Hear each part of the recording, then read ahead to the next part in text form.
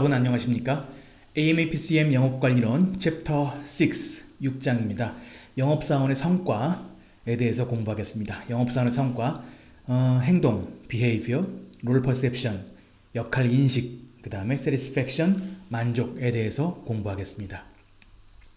자, 먼저 1절입니다. Understanding salesperson performance, 영업사원의 성과를 이해하기에 대한 주제고요. Why is it important for sales management?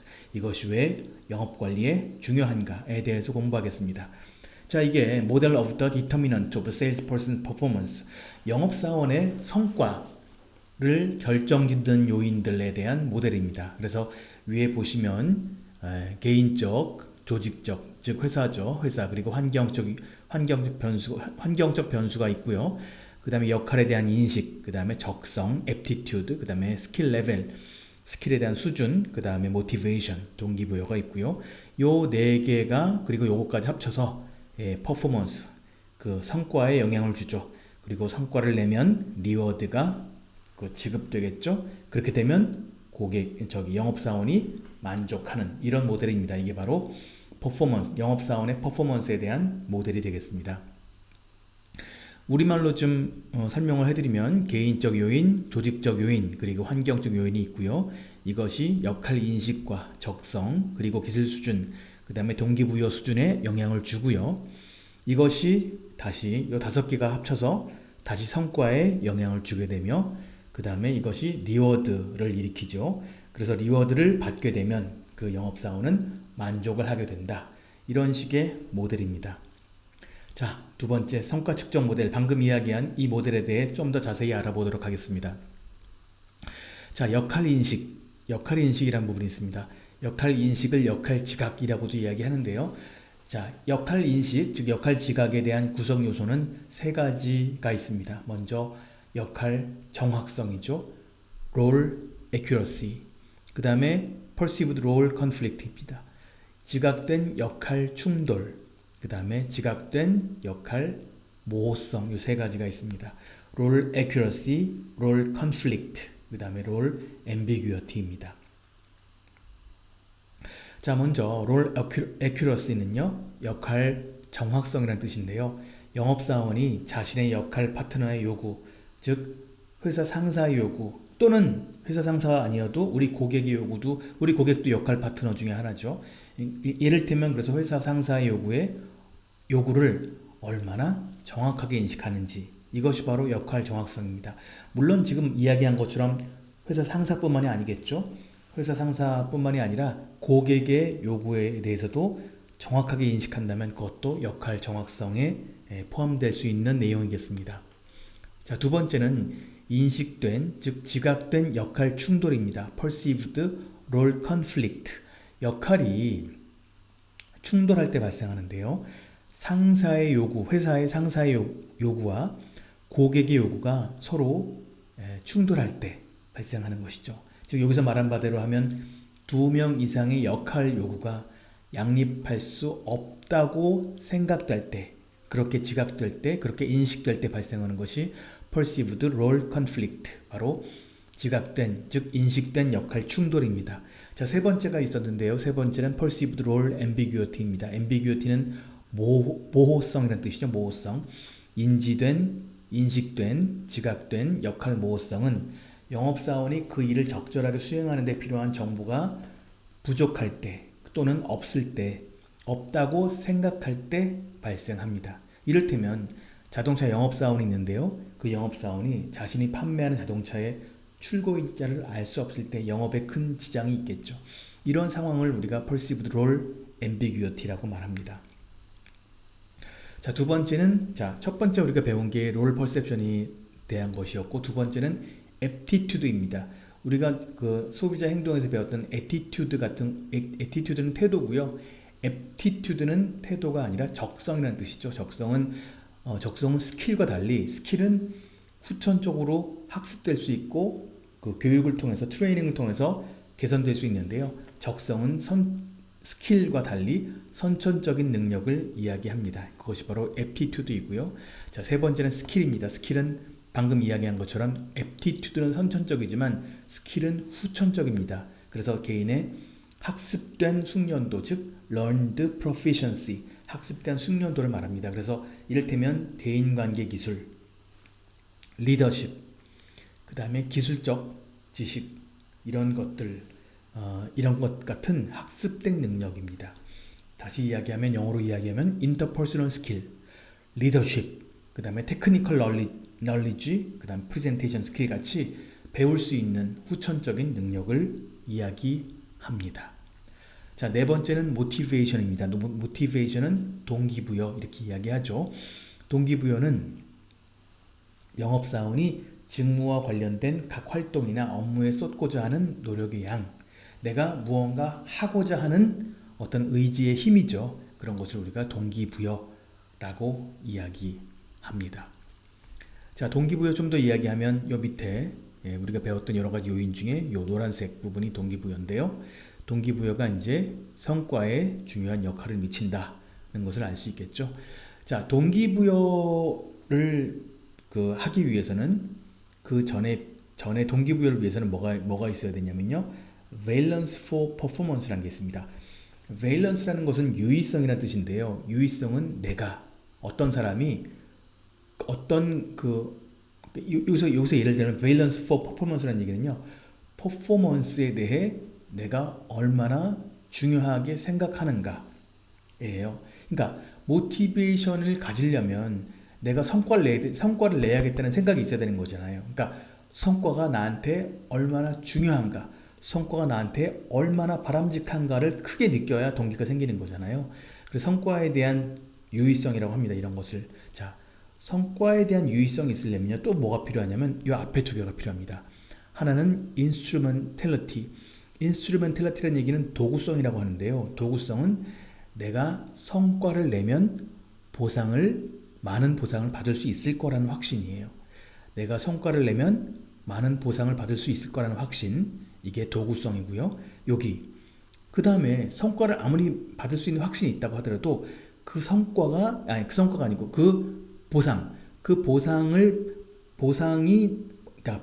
노력을 하면, 성과를 내면 보상을 받을 수 있을 거라는 그런 확신이 아무리 세도요, 그 보상이 보잘것없는 보상이라면요, 그렇게 좋은 보상이 아니라면 열심히 하려고 하지 않을 겁니다.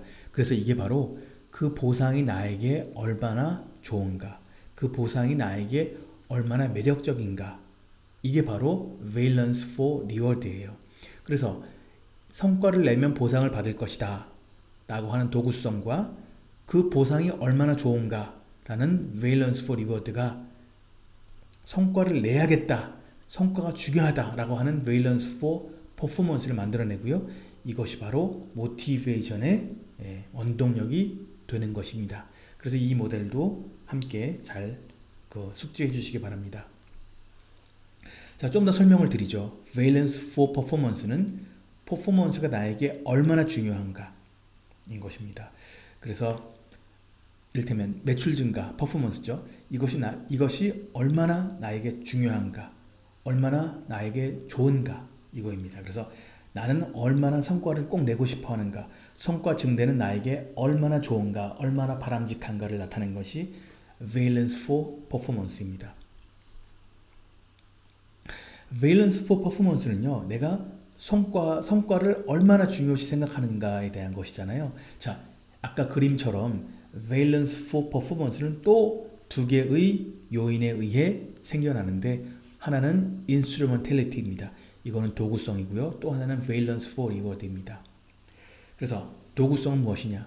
성과를 내면 보상이 있을 것이다 인데, 이 보상이 나에게 또 얼마나 좋은 것이냐, 나에게 이 보상이 얼마나 큰 의미가 있느냐, 얼마나 중요하냐, 얼마나 바람직하냐라고 말할 수 있는 valence for reward가 또 중요한 요인이 됩니다.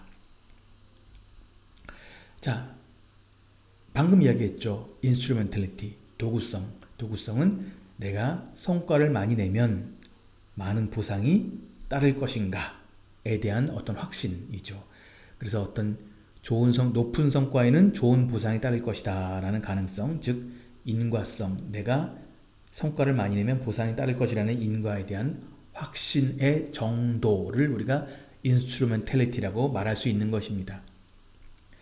자, 그래서 그것 두 개가 바로 valence for reward의 요인이 되는데요. 그래서 방금 이야기한 것처럼 그 instrumentality가 크고 valence for reward가 크다면 valence for 자, 다시 이야기하겠습니다. valence for performance, 즉 성과를 내가 얼마나 중시하느냐에 대한 정도는 도구성, 즉 instrumentality, 그 다음에 reward에 대한 valence에 의해 생겨나는데 instrumentality는 성과가 리워드로 연결될 것이라는 확신, 이것이 instrumentality고요. 그 다음 valence for reward는 리워드가 나에게 얼마나 바람직한가, 나는 그 리워드를 얼마나 좋아하는가, 이것이 됩니다. 자, 그래서 그렇게 이야기했고요. 자, 이번엔 personal, organizational, 그리고 environmental variable입니다. 바로 개인적, 조직적은 회사와 관련된 것이죠. 그 다음에 환경적입니다. 자, 먼저 개인적을 보겠습니다. 먼저 조직적을 보죠. 조직과 관련된, 즉 기업과 관련된 변수입니다. 즉 기업이 어떠한가, 기업의 정책이나 활동에 대한 것이겠죠. 마케팅 비용은 얼마나 지출하는가, 현재의 마켓 쉐어는 어떠한가, 우리 조직의 감독, 우리 회사의 어떤 영업의 감독의 강도는 어떠한가, 이런 것들이 바로 우리 회사와 관련된 것이죠. 이것을 바로 조직 관련 변수라고 이야기합니다. 두 번째는 개인적 변수입니다. 개인적 변수는 영업사원 개개인에 대한 이야기이죠. 그 영업사원의 나이, 그 영업사원의 성별, 그 영업사원의 학력, 경력, 또는 그 영업사원의 심리적 변수 등을 우리가 개인적 변수라고 이야기할 수 있습니다. 자, 개인적 변수에서 좀 더 들어가서요. 자, 좋은 기업 시민 되기, 이런 뜻으로 이제 내용이 나오는데요. 영업사원이 과거와 같이 거래에 초점을 맞추는 것에서 점점 더 고객과의 관계를 구축하는 것으로 바뀌면서 우리 영업사원이 하는 일이 단순히 물건만 잘 파는 일이 아니라 고객과 좋은 관계를 맺는 것이 되고요. 그러기 위해서는 우리가 우리 영업사원이 더 좋은 사람이 되어야 돼요. 좋은 사람. 여기서 말하는 좋은 사람이란 걸 표현한 게 이제 OCB라고 말하는 것인데요. 자, OCB에 대해서 뒤에 좀 설명해 드릴게요. Organizational Citizenship Behavior, 조직, 시민정신, 행동, 뭐 이렇게 번역될 수 있는 건데요.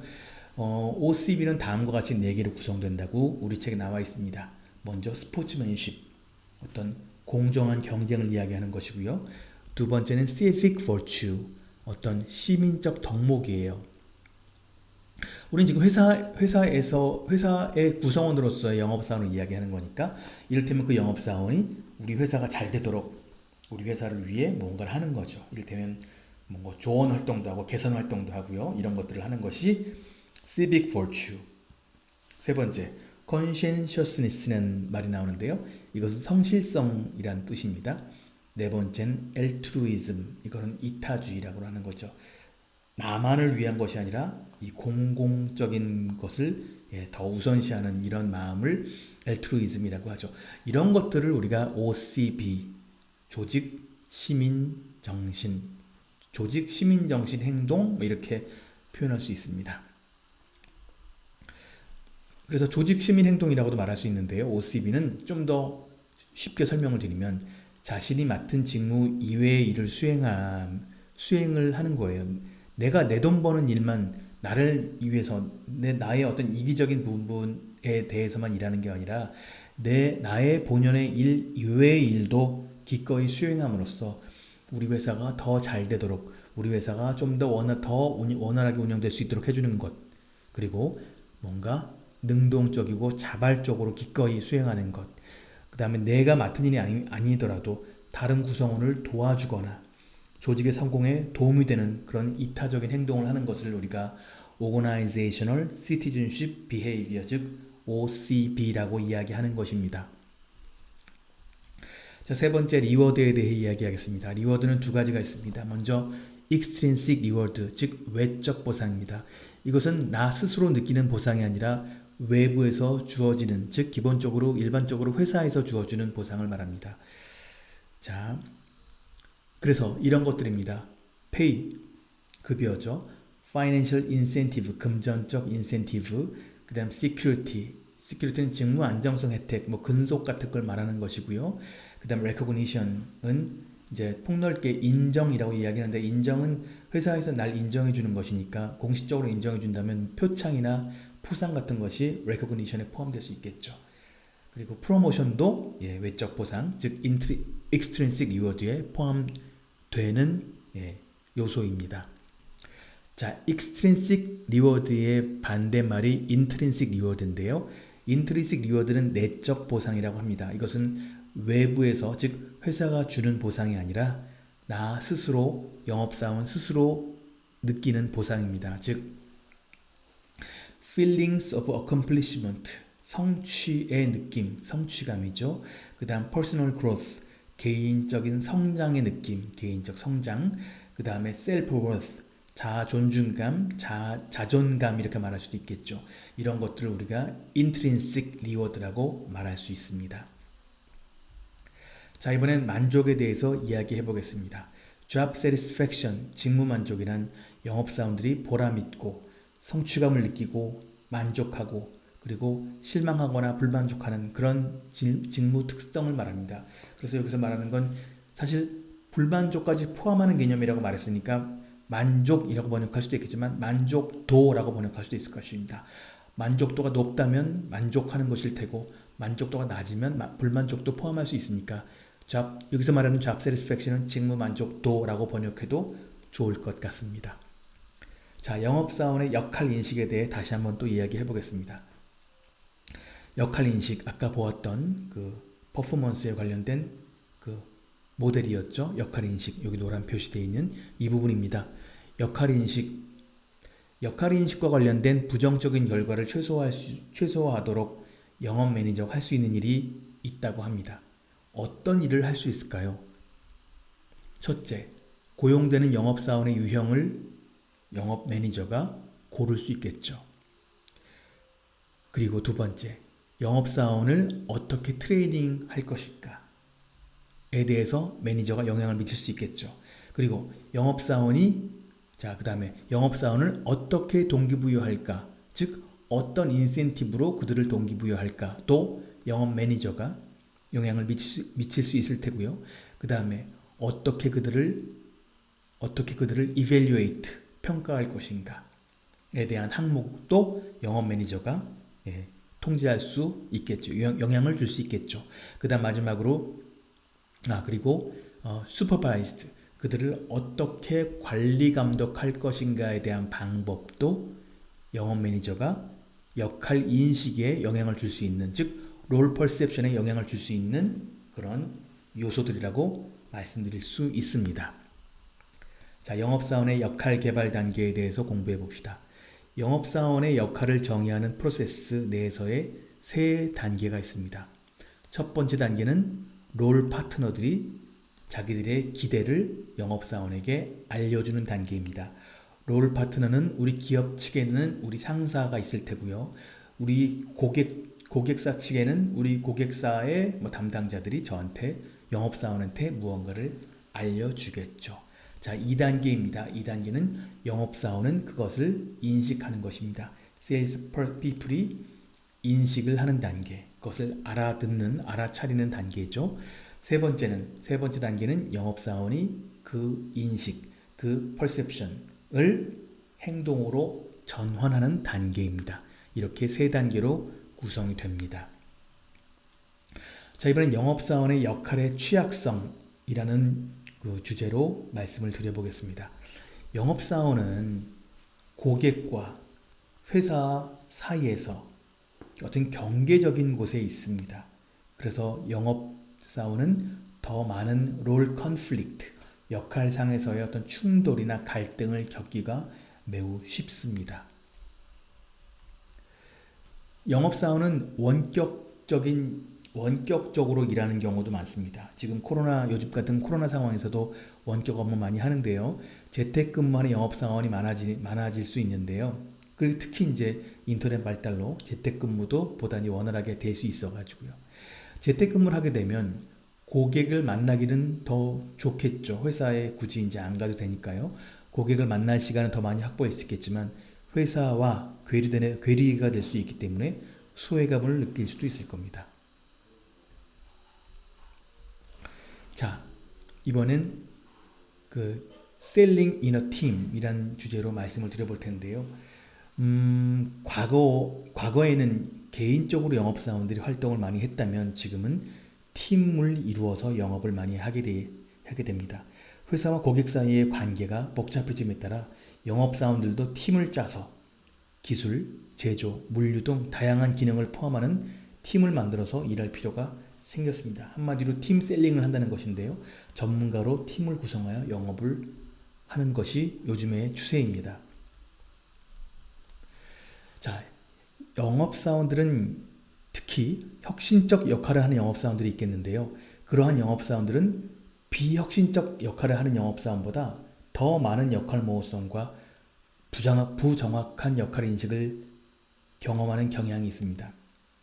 왜냐하면 혁신적 역할을 하는 사람은 미리 가본 길이 아니기 때문에 그들을 도와줄, 그들을 가이드해줄 표준적인 절차가 그리고 과거의 경험이 없기 때문입니다. 그래서 더 많은 역할 모호성과 그 다음에 부정확성, inaccurate role perception을 겪을 가능성이 더 크겠지요. 자, 커뮤니케이션의 혁신성도 영업 역할에 영향을 미칩니다. 이를테면 요즘에 애플리케이션 많이 쓰는데요. 앱을 통한 자동 주문이 가능하게 되는 바람에 영업사원이 더 이상 고객을 대면할 필요가 예전처럼 많지 않다면 물론 이런 경우 많은 또 영향을 미치겠죠. 기본적으로 영업사원을 만나지 않게 되니까 오프라인 영업사원들은 그게 이제 고객사와의 관계가 좀 멀어지면 어떡하나 하는 그런 걱정이 될 수도 있겠지만 반대로 이러한 어떤 그 앱 같은 테크놀로지 툴들을 사용함에 따라서 이를테면 더 많은 영업사원과 이야기를 할 수 있게 된다든지 뭐 이를테면 이동 시간을 크게 줄여서 원격으로 뭔가를 소통을 할 수 있을 수도 있는 이러한 좋은 점도 있을 수 있겠습니다. 역할 충돌과 역할 모호성에 대해서 말씀드리겠습니다.